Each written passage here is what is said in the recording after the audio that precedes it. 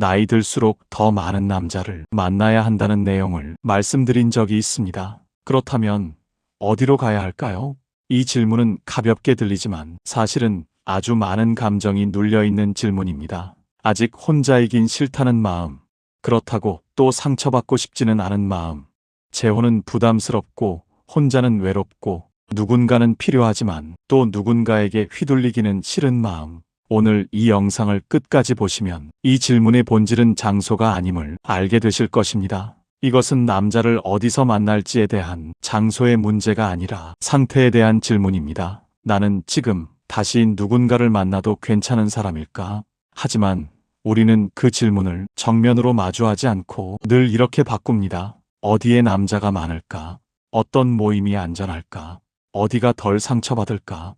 이때부터 만남은 사람을 만나는 일이 아니라 리스크를 관리하는 일이 됩니다. 60대 후반의 한 여성분이 계셨습니다. 남편과 5년 전 사별한 뒤 처음에는 혼자가 편하다고 생각했습니다. 아침에 일어나도 눈치 볼 일 없고 저녁 메뉴도 마음대로 정하고 텔레비전 채널도 내 마음대로. 그렇게 1년쯤 지나니 이상하게도 마음 한구석이 허전했습니다. 그래서 주변 사람들이 권하는 대로 등산 모임에 나가보고 문화센터 수업도 들어보고 성당 봉사활동도 시작했습니다. 사람들은 많았습니다. 남자들도 있었습니다. 그런데 이상했습니다. 대화는 늘 비슷했습니다. 건강 이야기, 자식 이야기, 지난 일 이야기, 아픈 데 이야기. 누군가 새로운 주제를 꺼내려 하면 금방 시들해지곤 했습니다. 그녀는 6개월쯤 그렇게 지내다가 문득 깨달았습니다. 나는 사람을 만나러 나온 게 아니라 혼자가 되지 않기 위해 나온 거구나. 그 차이는 작아 보이지만 실제로는 엄청났습니다. 많은 시니어가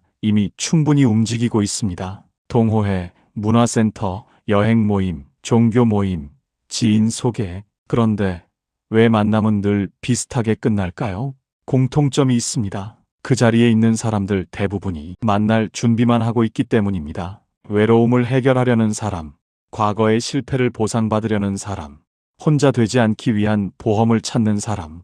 이런 상태의 만남에서는 사람이 아니라 역할만 오갑니다. 외로운 여자, 착한 여자, 이해해주는 여자, 기대하는 여자. 그리고 남자는 그 역할에서 조용히 빠져나갑니다. 여기서 질문 하나를 던지고 싶습니다. 당신은 지금 사람을 만나고 싶은 건가요? 아니면 혼자가 두려운 건가요?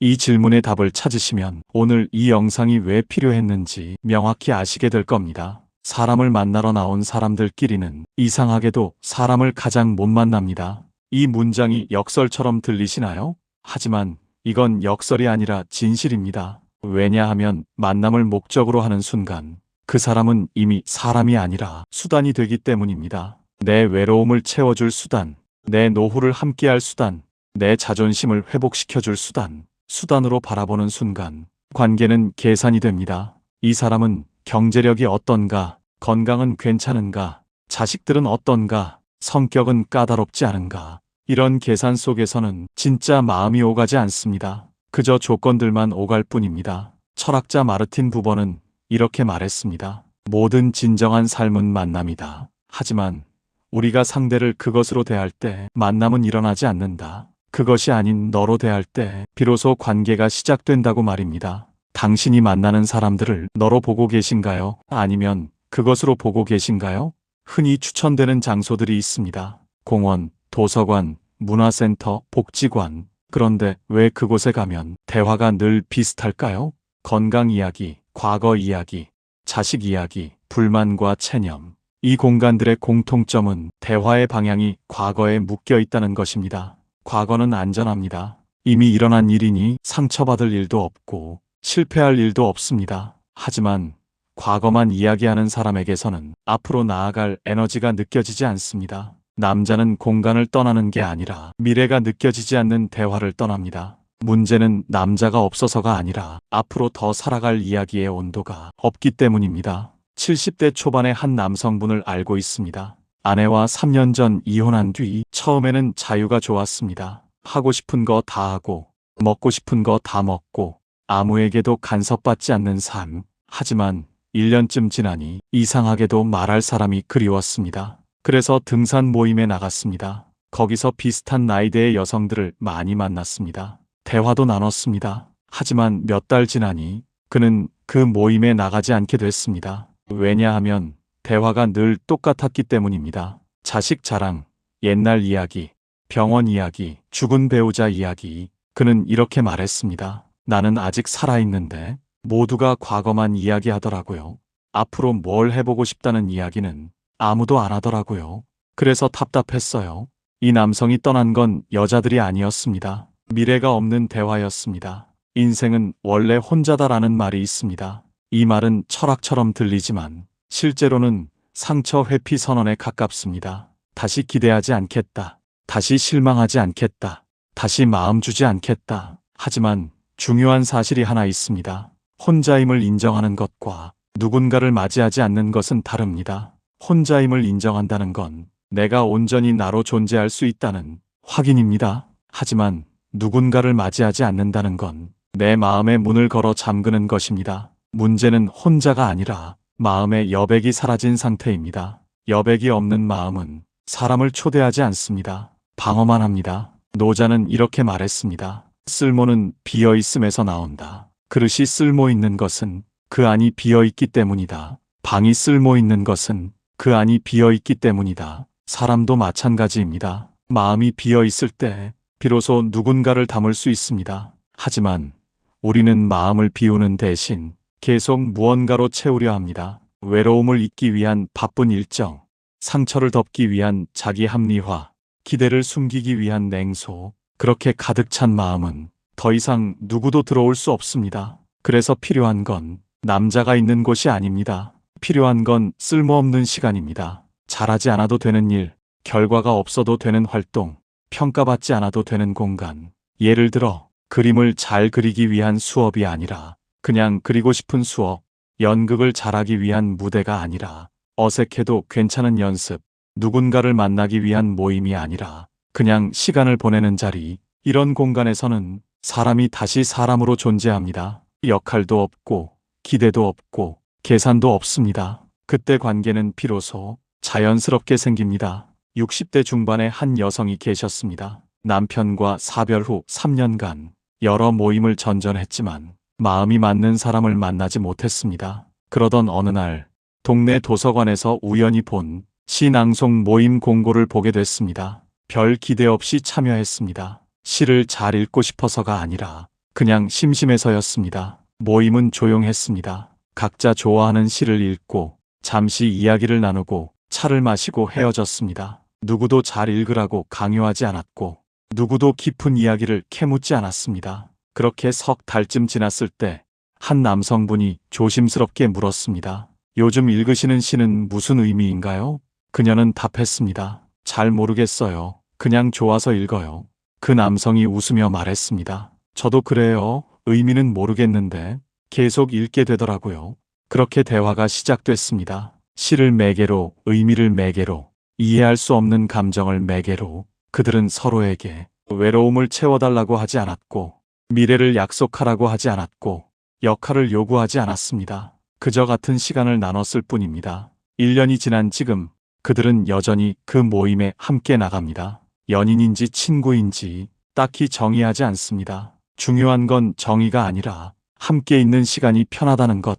그것만으로 충분했습니다. 여기서 중요한 오해를 바로잡아야 합니다. 이건 체념이 아닙니다. 포기해야 할 것들이 있습니다. 결과를 포기, 연애 목적을 포기, 외로움 해결 수단이라는 생각을 포기. 그러면 이상하게도 사람이 들어올 자리가 생깁니다. 불교에서는 이를 무의라고 합니다. 억지로 하지 않음. 하지만 아무것도 하지 않는다는 뜻이 아니라 목적 없이 행한다는 뜻입니다. 목적이 사라지면 집착도 사라집니다. 집착이 사라지면 긴장도 사라집니다. 긴장이 사라지면 진짜 내가 드러납니다. 그 진짜 나를 본 사람만이 진짜 관계를 시작할 수 있습니다. 사랑은 찾는 것이 아니라 멈춘 자리에서 생깁니다. 이 문장을 기억하십시오. 당신이 멈추지 못하는 이유는 아직 찾고 있기 때문입니다. 찾는 동안에는 볼 수 없습니다. 이미 곁에 있는 것들을, 이미 다가온 가능성들을, 이미 시작된 인연들을. 70대 초반의 한 남성이 계셨습니다. 아내와 이혼한 후 5년간 재혼을 준비했습니다. 결혼정보회사도 등록하고 지인 소개도 받고 여러 모임도 나갔습니다. 하지만 번번이 잘 안 됐습니다. 조건이 안 맞거나 성격이 안 맞거나 가치관이 달랐습니다. 5년이 지나자 그는 지쳤습니다. 그래서 생각했습니다. 이제 그만 찾아야겠다. 혼자 사는 법을 배워야겠다. 그는 정말로 모든 걸 멈췄습니다. 모임도 나가지 않고 소개도 받지 않고 그냥 혼자 살기 시작했습니다. 아침에 일어나 산책하고 도서관 가서 책 읽고 저녁에는 요리해서 먹고 주말에는 영화 보러 가고 그렇게 6개월쯤 지났을 때 도서관에서 우연히 옆자리에 앉은 여성분과 눈이 마주쳤습니다. 그녀가 읽던 책이 자기가 지난주에 읽은 책이었습니다. 그래서 조심스럽게 말을 걸었습니다. 그 책 재미있으시죠? 그렇게 대화가 시작됐습니다. 책 이야기, 영화 이야기, 산책 코스 이야기, 서로 조건을 묻지 않았고 미래를 약속하지 않았고 역할을 기대하지 않았습니다. 그냥 같은 시간을, 같은 공간을, 같은 관심사를 나눴을 뿐입니다. 2년이 지난 지금 그들은 여전히 도서관에서 만납니다. 결혼은 하지 않았습니다. 각자의 집에서 살면서 일주일에 서너 번 만나 함께 시간을 보냅니다. 그는 이렇게 말했습니다. 5년 동안 찾을 때는 못 만났는데 찾지 않으니 만나지더라고요. 신기한 일이죠. 이제 다시 처음 질문으로 돌아옵니다. 그래서 어디로 가야 하나요? 이 질문에 대한 진짜 답은 이것입니다. 아무것도 얻으려 하지 않는 상태로 하루를 살아낼 수 있는 곳이면 어디든 괜찮습니다. 중요한 건 장소가 아니라 상태입니다. 당신이 얼마나 비어 있는가, 당신이 얼마나 목적 없이 존재할 수 있는가, 당신이 얼마나 지금 이 순간에 충실할 수 있는가, 그 상태가 되면 장소는 중요하지 않습니다. 공원이든 도서관이든 문화센터든 심지어 슈퍼마켓이든 당신이 진짜 당신으로 있을 수 있다면 거기서 사람은 만나집니다. 사람을 만나기 위해 나가지 마세요. 삶을 살기 위해 나가세요. 이 문장의 의미가 이제 조금 선명해지셨나요? 삶을 산다는 건 목적 없이 존재한다는 뜻입니다. 결과를 기대하지 않고 순간을 경험한다는 뜻입니다. 그 순간들이 쌓이면 어느새 사람이 곁에 있습니다. 당신이 부르지 않았는데 다가온 사람, 당신이 기대하지 않았는데 머물러준 사람, 당신이 계산하지 않았는데 함께 웃어준 사람, 그 사람이 진짜 인연입니다. 영상 초반에 드렸던 질문 기억하시나요? 당신은 지금 사람을 만나고 싶은 건가요? 아니면 혼자가 두려운 건가요? 이제 답을 내리실 수 있으실 겁니다. 만약 혼자가 두렵다면 먼저 혼자 있는 법을 배우셔야 합니다.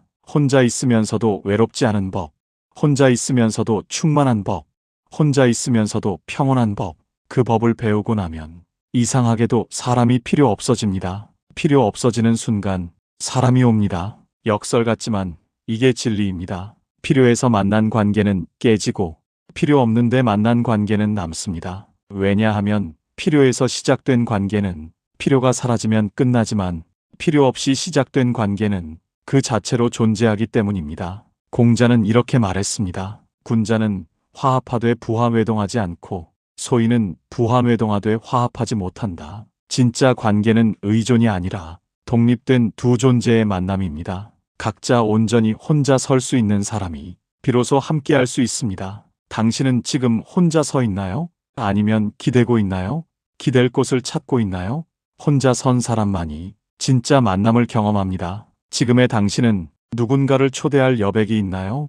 여백이란 비어있음입니다. 목적도 없고 기대도 없고 계산도 없는 상태, 그 상태가 되면 사람은 저절로 들어옵니다. 억지로 끌어당기지 않아도 애써 매력을 발산하지 않아도 그냥 당신으로 존재하는 것만으로 누군가는 다가옵니다. 그 누군가가 평생 함께할 사람일 수도 잠시 스쳐갈 사람일 수도 있습니다. 하지만 중요한 건 결과가 아니라 그 순간 당신이 진짜였다는 것, 그것만으로도 충분합니다. 이 나이에 연애가 아니라 삶이 멈춘 건 아닐까요? 이 질문도 한번 생각해 보시기 바랍니다. 많은 분들이 연애를 포기하면서 실제로는 삶을 포기합니다. 더 이상 설레지 않고, 더 이상 기대하지 않고, 더 이상 새로운 걸 시도하지 않습니다. 그렇게 삶이 멈춥니다. 연애가 없어서 문제가 아니라 삶이 멈춰서 문제입니다. 삶이 멈춘 사람에게는 누구도 다가오지 않습니다. 하지만 삶이 흐르는 사람에게는 자연스럽게 사람이 모입니다. 그러니 연애를 찾지 마세요. 삶을 찾으세요. 아침에 눈 떴을 때 오늘 뭘 해볼까 기대되는 삶, 저녁에 잠들 때 오늘 괜찮았다 생각되는 삶, 내일이 두렵지 않고 어제가 아깝지 않은 삶, 그런 삶을 사는 사람은 혼자여도 외롭지 않고 함께여도 부담스럽지 않습니다. 그게 진짜 자유입니다. 그 자유를 가진 사람만이 진짜 사랑을 할 수 있습니다. 사랑은 갈급함에서 나오는 게 아니라 충만함에서 나옵니다. 내가 비어 있어서 채워달라는 게 아니라 내가 가득 차 있어서 나눠주고 싶은 것. 그게 진짜 사랑입니다. 당신은 지금 비어 있나요? 아니면 가득 차 있나요? 비어 있다면 먼저 채우세요. 다른 사람이 아니라 당신 스스로로, 당신이 좋아하는 것들로, 당신을 설레게 하는 것들로, 당신을 평온하게 하는 것들로 그렇게 채우고 나면 이상하게도 나눠주고 싶어집니다. 그때 비로소 사랑이 시작됩니다. 결론을 내리겠습니다. 어디로 가야 하나요? 라는 질문은 잘못된 질문입니다. 진짜 질문은 이것입니다. 나는 지금 어떤 상태인가? 나는 누군가를 맞이할 준비가 됐나? 나는 혼자여도 괜찮은가? 나는 내 삶을 살고 있는가? 이 질문들에 답하세요. 정직하게, 솔직하게. 그 답이 명확해지면 장소는 중요하지 않습니다. 어디든 괜찮습니다. 당신이 진짜 당신으로 존재할 수 있는 곳이면, 사람을 만나러 나가면 사람을 못 만납니다. 삶을 살러 나간 사람만 사람을 만납니다. 이 문장을 가슴에 새기시기 바랍니다. 당신의 남은 인생이 만남을 찾아 헤매는 시간이 아니라 삶을 사는 시간이 되길 바랍니다. 그 삶 속에서 자연스럽게 좋은 사람들을 만나시길 바랍니다. 억지로가 아니라 자연스럽게, 필요해서가 아니라 좋아서, 외로워서가 아니라 함께여서 즐거워서, 그런 만남들이 당신의 남은 날들을 채우길 바랍니다. 오늘도 수고 많으셨습니다. 당신은 이미 충분히 잘하고 계십니다. 조금만 더 여유를 가지세요. 조금만 더 자신을 믿으세요. 당신은 혼자여도 괜찮은 사람입니다. 그리고 그렇기 때문에 누군가와 함께할 자격이 있는 사람입니다. 천천히 서두르지 마시고 당신의 속도로 나아가세요. 그 길 위에서 만나는 모든 인연이 당신에게 축복이 되길 바랍니다. 영상 내용이 도움이 되셨다면 구독과 좋아요를 눌러주세요. 영상 제작에 큰 힘이 됩니다. 평온한 하루 되세요. 감사합니다.